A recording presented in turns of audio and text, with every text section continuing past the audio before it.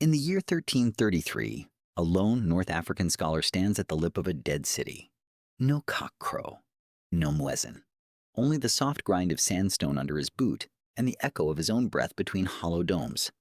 He has crossed the world to reach this place, Bukhara, once the chandelier of Islam, where books were chained in libraries so precious they seemed to dream. Now the chains are rust, the books are ash, and in the hush he hears a question older than any call to prayer. Who? What? Could unmake civilization so completely that even memory seems to bleed?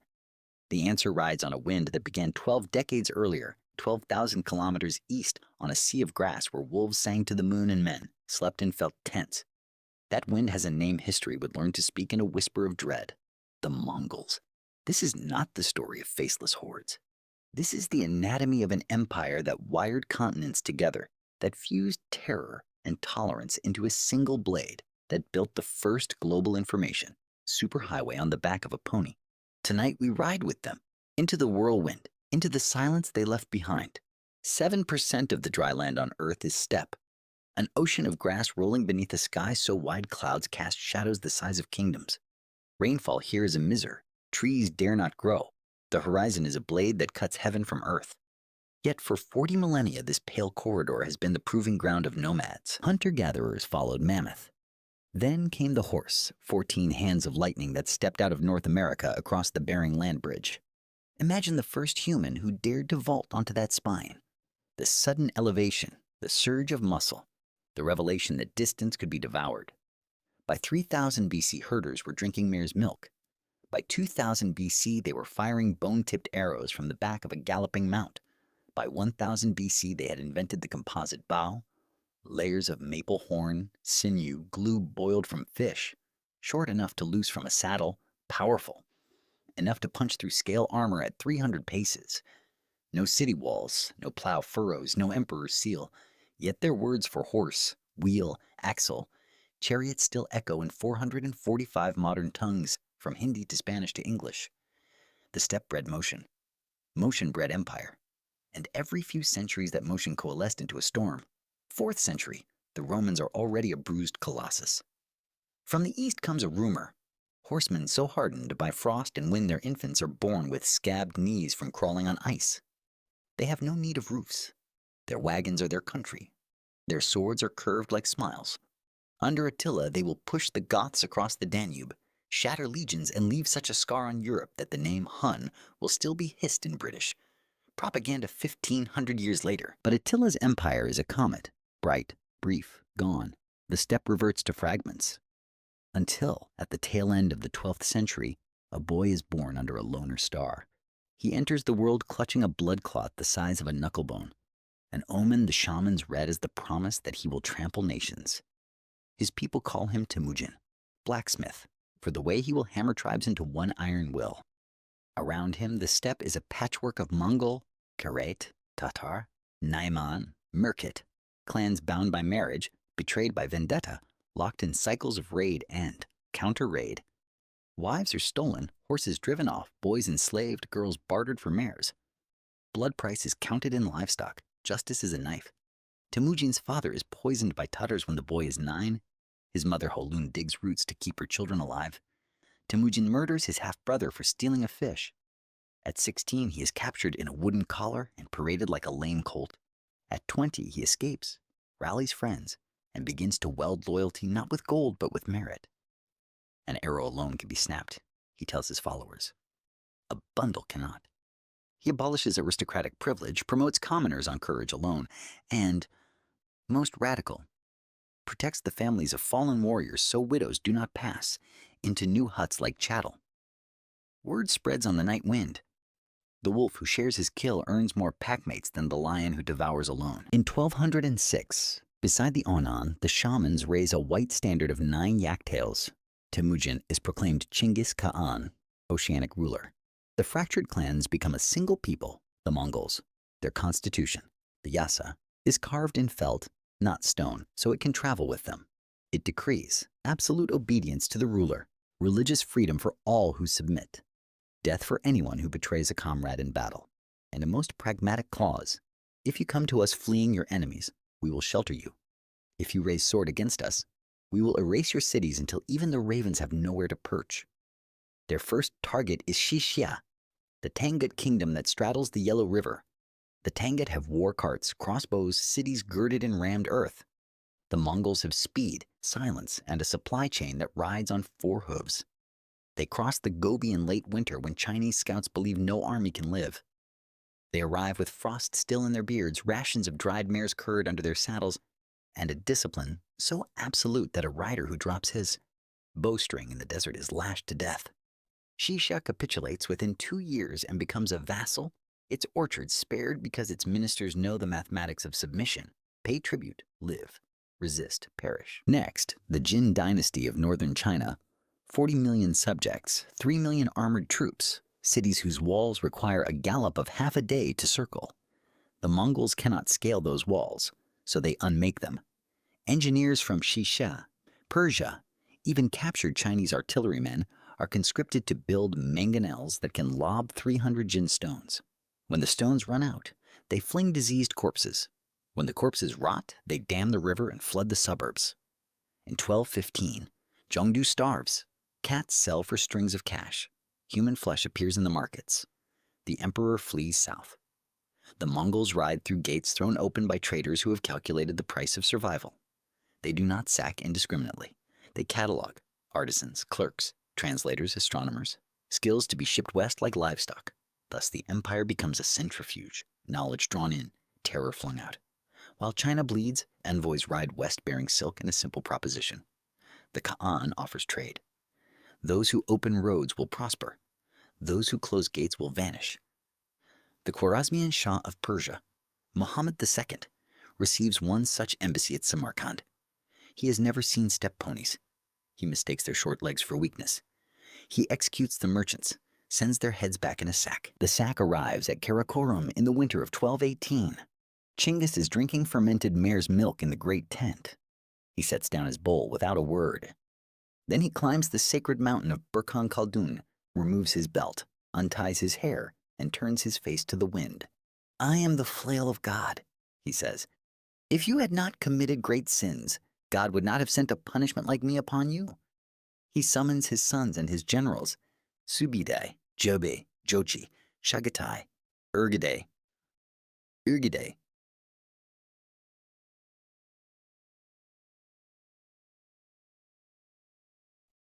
Shagatai, Urgide. They will ride west with 200,000 men, every warrior trailing 3 spare horses. Behind them, they leave China in the hands of a Khitan scholar and a Han tax commissioner, an empire already too large for one season's raid. They cross the Jaxartes in the spring of 1219. Otrar falls first.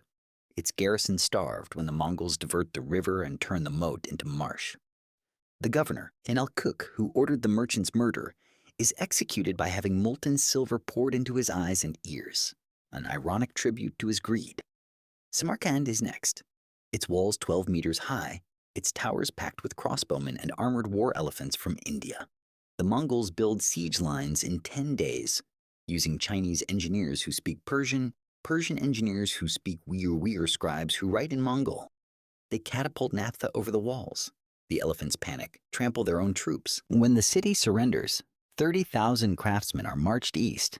The rest are divided among the soldiers. Bukhara, city of libraries, burns for a week. Scholars who once debated the nature of the soul are sold for the price of a donkey. The Shah flees west, dies of pleurisy on an island in the Caspian, still wearing his silk boots embroidered with peacocks. His son, Jalal ad-Din, escapes to the Indus, turns at the last moment, charges the Mongol vanguard in full armor, sword raised like a comet. For one afternoon, he is the single most gallant figure in the Muslim world. The Mongols let him go, an enemy too brave to be hunted like a fox. At Urgench, they face water.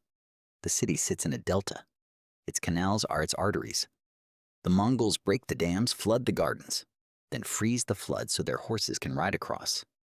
Street by street, they take the city, dismantle it brick by brick, and hurl the bricks into the river until the Amu Darya changes course.